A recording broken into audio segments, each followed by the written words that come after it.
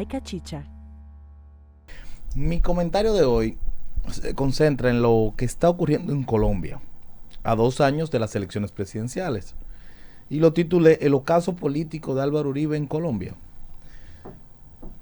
Uribe está atravesando por su peor momento. Para nadie es secreto que Uribe es el líder absoluto del sector conservador colombiano. Tanto es así que gobernó del 2002 al 2010 dos mandatos presidenciales consecutivos y el Tribunal Constitucional tuvo que dictar una sentencia para establecer que no podía ir un tercer mandato consecutivo porque vulneraba el principio de alternabilidad democrática que consagra la ley sustantiva colombiana. Ahí apoyó y empujó a su caballo, que era Juan Manuel Santos, a la sazón. Inmediatamente Juan Manuel Santos escaló los resortes del poder, se alejó de Uribe y utilizó su librito.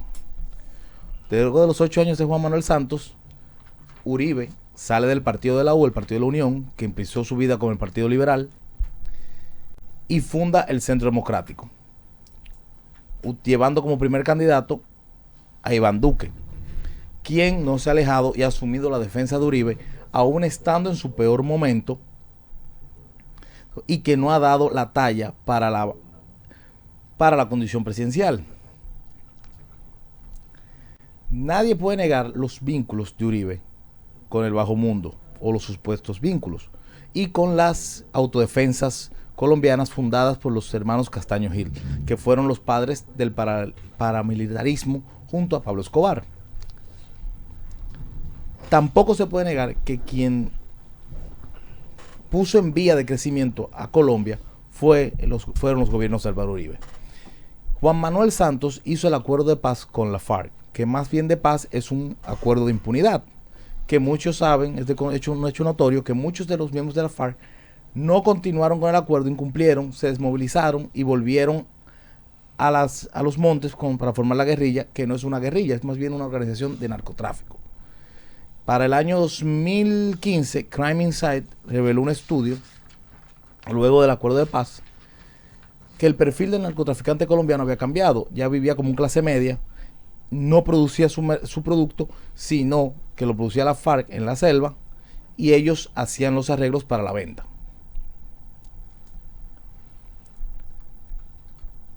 Hay que hacer un paralelismo entre Juan Manuel Santos, Lenín Moreno y Danilo Medina. Tres hombres que fueron llevados por los líderes de su partido al solio presidencial. Inmediatamente llegaron, se alejaron de ellos, cometieron la traición y en algunos casos hasta los persiguieron.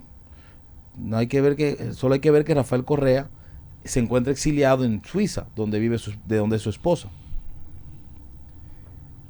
Para entender por qué Álvaro Uribe, que su padre fue muerto por la FARC, es el líder del sector conservador, solo hay que entender la guerra que él le planteó a la FARC y luego utilizando las autodefensas, las mismas que él eliminó y que los puso en extradición.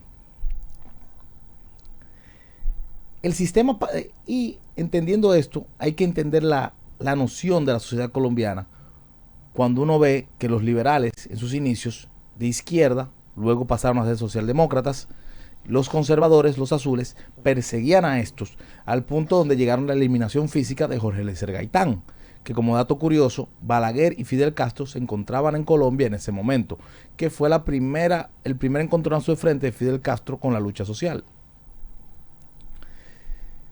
Por eso vemos que Colombia ha sido un país belicoso, por decirlo de cierta forma. La lucha contra el narcotráfico, las guerrillas, las autodefensas y demás.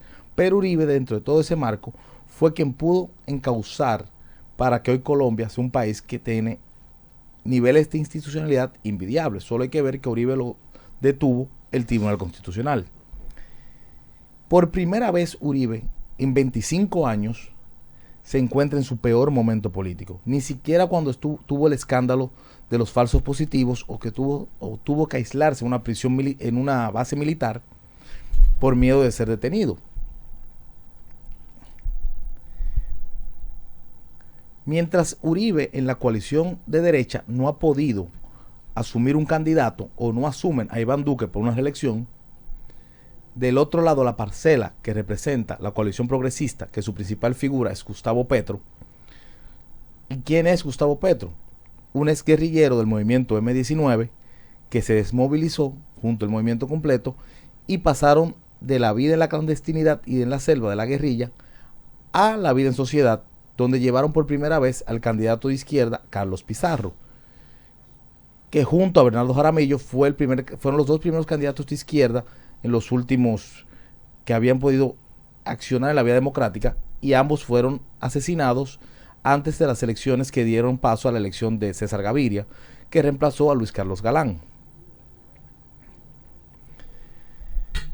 Pero Gustavo Petro, además de tener el obstáculo del uribismo, que aún en su peor momento no debe ser subestimado, se encuentra en una situación que la coalición progresista fue candidato en el 10, fue alcalde de Bogotá, que tiene una sentencia de la Corte Interamericana por la forma en que lo destituyeron,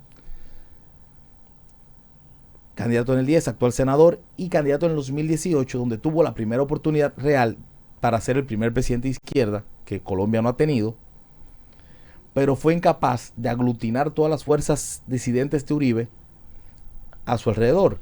Incluso no pudo llegar a un acuerdo con el otro candidato que sacó la otra gran parte de votos disidentes de Uribe, que fue Sergio Fajardo.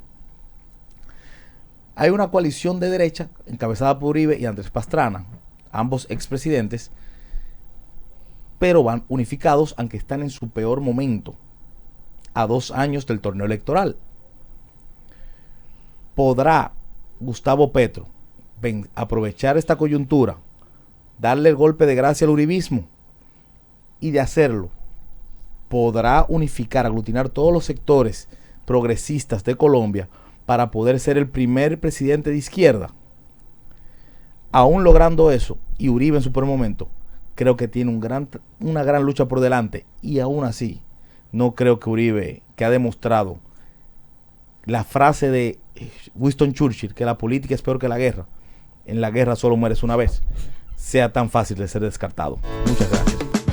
Tu mañana. By Cachicha.